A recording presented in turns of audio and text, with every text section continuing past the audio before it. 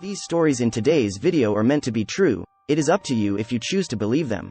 Thank you for choosing this video to watch. I very much appreciate it.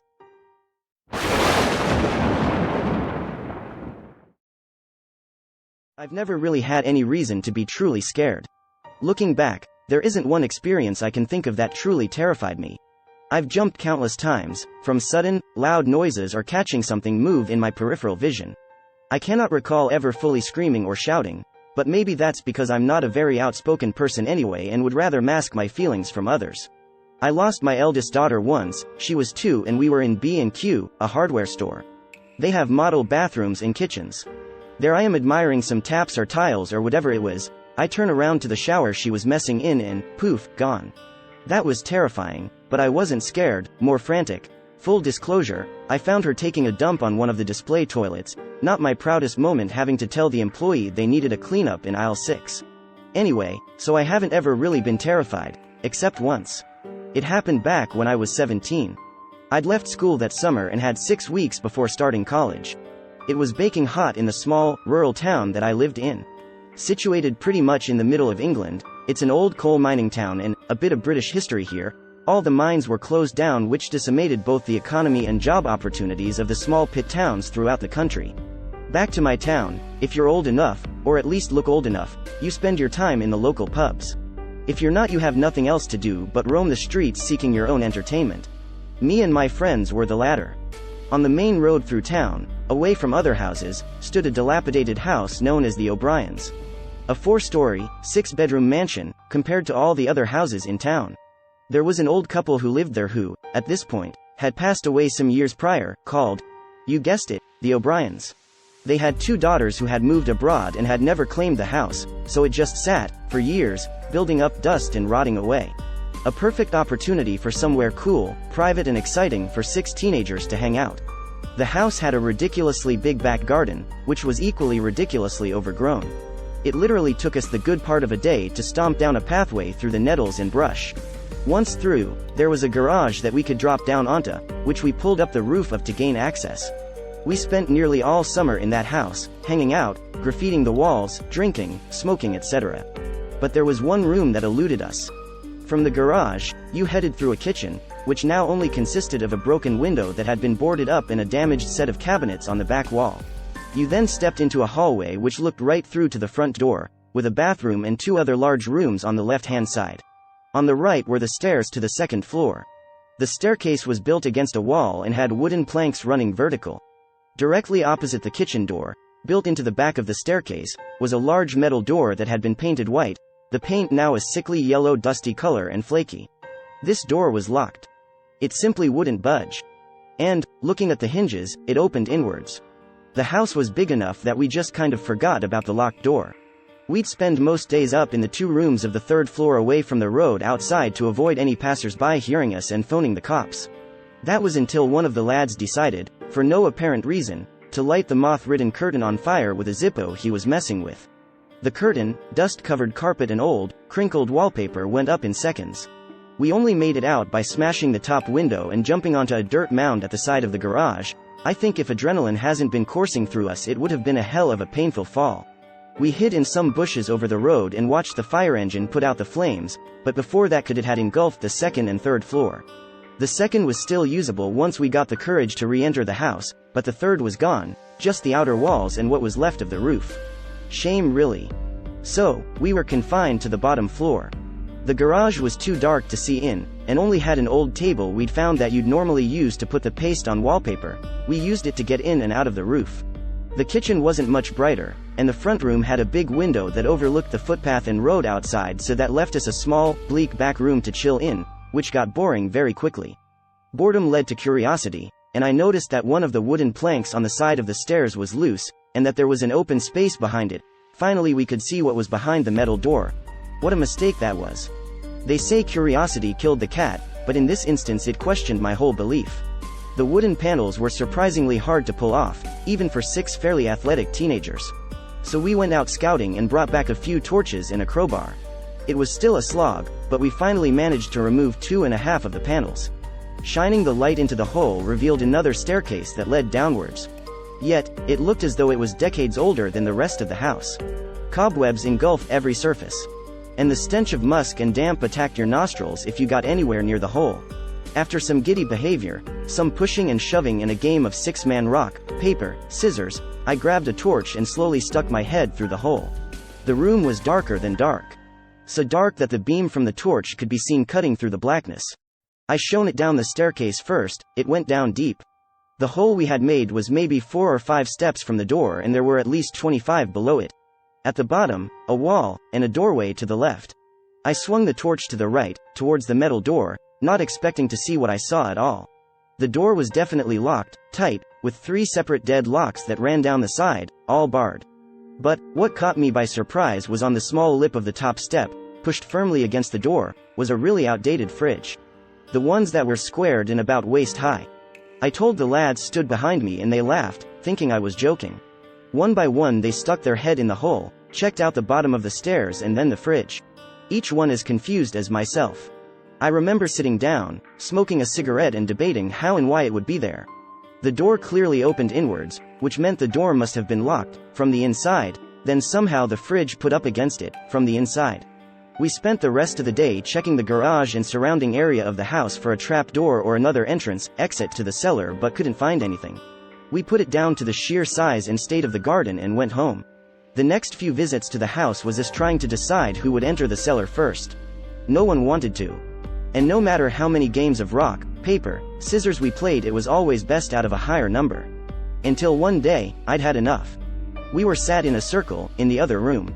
Messing with stuff and just generally chatting.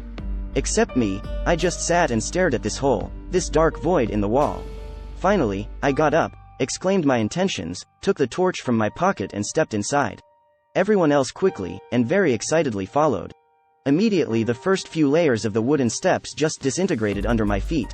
They turned into a mulch of damp splinters that clung to the sole of my shoe when I lifted my foot. It was worrying, but the stairs seemed sturdy enough. Each step I took downwards, the temperature dropped rapidly and the air seemed to get thicker and thicker. The inches of dust that I kicked up didn't help also. Admittedly, I was a little scared, but I had 5 other lads behind me, so it was impossible to turn tail now. I headed down and reached the second to last step. I could see the doorway, which led to an open room. Pausing, I regained my courage with a few shaky, deep breaths and stepped through. The room was in a worse state than the stairs. Webs littered the rafters and floorboards above like moss. They hung from the ceiling in clumps, all tarnished with dust. Weirdly, thinking about it now, we never saw any spiders though. The floor was carpeted in a layer of debris from the rotting wood above, dust and dirt. It was a miracle none of us ever fell through the floor above. This place was a mess. The room was huge, expanding underneath the bathroom and both rooms on the first floor. And it was dark.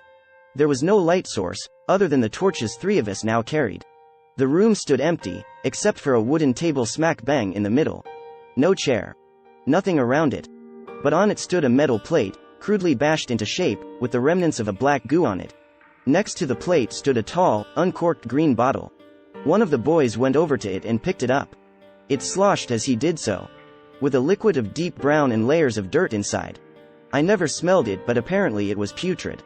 At first, we didn't see the other doorway. It was in the corner directly opposite the one we had entered. No door, just total darkness. We tried to shine our torches through it, but they didn't seem to cut through the shadows. It was like there was actually a door there, one that drained the torchlight. For some reason I didn't muster the courage to go into that room, and neither did anyone else. We simply turned and left, feeling like we'd had enough adventure for the day. Over the next week or so we invited girls and other friends to the house. But all refused to enter the basement.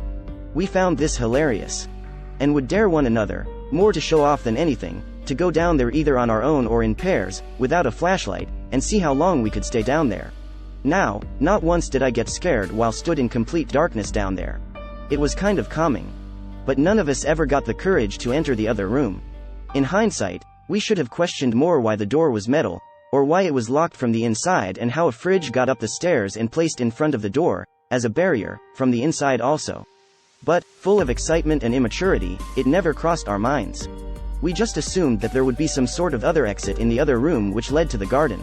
Word quickly went round through the year groups of the O'Brien basement. And we definitely fed the rumors of it being haunted. Teenagers would ask us how to get into the house and for us to show them the barricaded door, basement. So, because we thought we were cool, we spent another day making a maze in the garden, squashing pathways down that led away from the garage. We would then invite people into the house, led them through the garden, into the garage and show them the hole in the stairs. It got quite popular. And we decided to cash in on the opportunity. We told people that if they wanted to see the basement then they would have to do the initiation.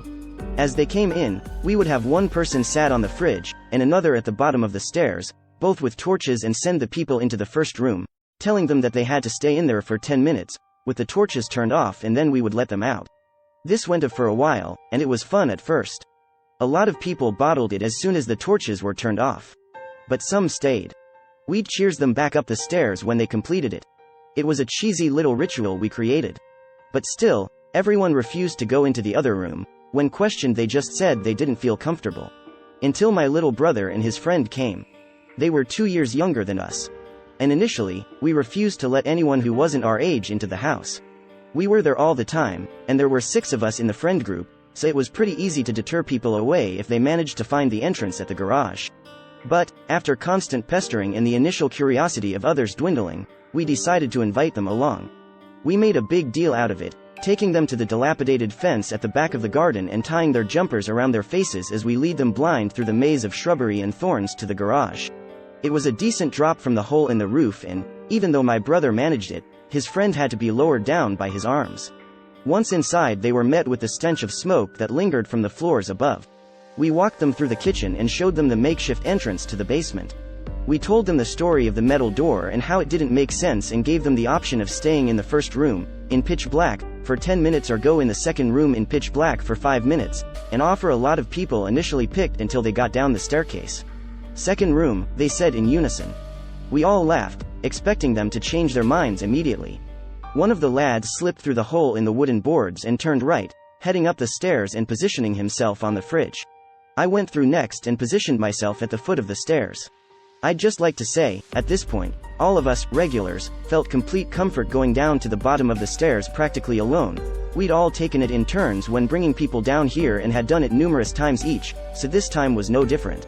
There was a giddy, nervous atmosphere when the 2 youngsters entered the staircase. The torches we used were cheap ones we'd gotten from the market, so they cast a eerie yellow glow. Slowly, my brother and his friend made it down the stairs, clearly attempting to show face and act unmoved by the state of the rotten, decaying wood around them. But as they trenched through the mulch they stuck close together. They took their time, so much so the guy at the top shouted for them to hurry, and both nearly shit their pants. When they finally got to me I told them that this was the first room, shining the torch around the room through the doorway, and that they were to go into the next one, aiming my beam through the darkness to the frame of the other door. The room was a decent size, and as stated the torches were cheap, but I remember taking notice that the beam that cut through the first room never seemed to illuminate the second room at all, as if there was an object obstructing its path. My brother's friend walked into the room, and as my brother walked past me I grabbed his shoulder and told him that he didn't have to do this, and if he did then he could back out whenever. With a nod and a dismissive wave he followed his friend. They crossed the room, past the table, and disappeared through the second doorway, as if walking through a dark stage curtain. I hit the button on my Casio watch to start the countdown from 5 minutes. I then aimed the beam of my torch up the staircase. The guy sitting on the fridge smiled excitedly and looked at his watch.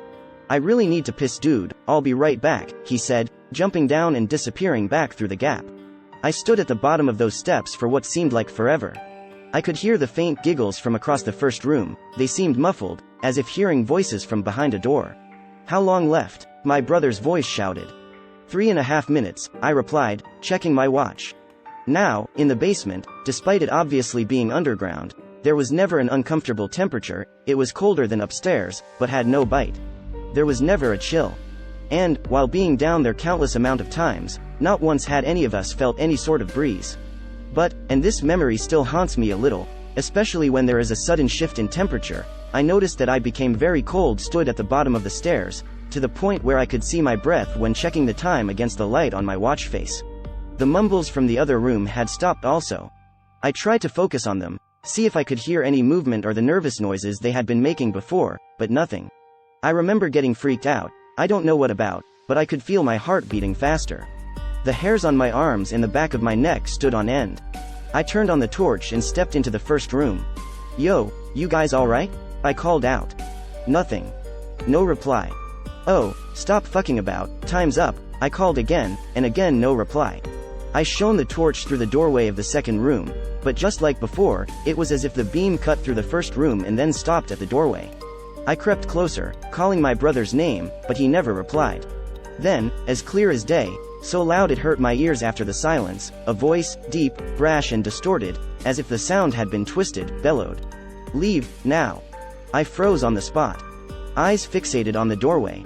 Then, emerging from the gloom ran my brother and his friend. Both as white as snow. Both with tears and snot streaming down their faces. The look of pure terror on their faces is something I have never been able to get rid of. They bolted straight past me, which snapped me out of the trance, and I followed suit. Before we could reach the doorway to the stairs, the sound of crashing came from the stairwell. 4 ridiculously loud bangs, and the noise of snapping wood. The fridge was embedded into the wall at the bottom of the staircase. Without stopping, we all scrambled over it. The staircase itself was a complete mess, large splinters of wood stuck up like spikes. Luckily, and I don't know how, we managed to clamber up on our hands and feet without injury. Halfway up I looked towards the hole in the wall, praying it would be in reaching distance. Both the young lads were in front of me, both sobbing and screaming. Both ran straight past the hole in the wall. The metal door, locked before and with no key, we looked everywhere for it, stood open. Light from the garage exit spilled through the kitchen and down into the basement. As if it showed us the quickest way out. Instinct had set in by this point. And all 3 of us darted through the door, onto the table and up through the garage. My brother's friend, too small to get down on his own, managed to get out without help. We ran through the garden maze. At some point I had to grab hold of my brother to stop him from going down one of the many dead ends we had created and, without word, took the lead. We raced to the fence, squeezed through the hole and collapsed on the field behind the property. I looked around. And there, also sat on the grass, staring at the 3 of us, was everyone else who had been in the house. No one said a word. Everyone looked as scared as each other, except for the 2 younger boys. They wept, for a long time actually, as we all just sat there in silence and let them do it. Once they had stopped, we all got up, without a word, and went home. My brother said nothing to me on the way, or when we got back. He went into his room, I went into mine, and that was the end of that. No one went into the house again. It stood for a year or 2, then was demolished.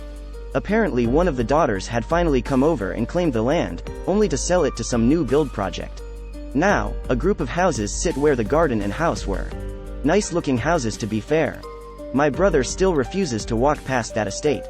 They never built on the land directly above the cellar. Apparently, and I've never actually had this confirmed, but the builders refused to fill the cellar in for some reason, just bricked it up and left it as open space despite being able to fit a perfectly good house on there. We only brought it up once within the friends group, and only because I convinced myself that it had been one of them that had opened the door somehow and moved the fridge, but they all swore it wasn't. They said that as soon as it started getting really cold in the house they got spooked. They heard the voice and headed for the kitchen, noticed the door was open when they heard the loud bangs and bolted. I tried asking my brother about the room, but he completely shut down when I did. He quickly stopped being friends with the kid who went down with him, said they no longer had anything relevant to talk about. There are pictures that show the house after the fire. You can see the smashed window from the fire brigade and the black from the smoke around the top windows. The garage is behind, can't see it in the photo. Also photos of the cleared land and of the new build with the obvious patch of grass where the basement would be. Thank you for the great support, I really do appreciate it. If you are enjoying what I'm doing, why not think about subscribing to my channel? It is free and would help me a great deal.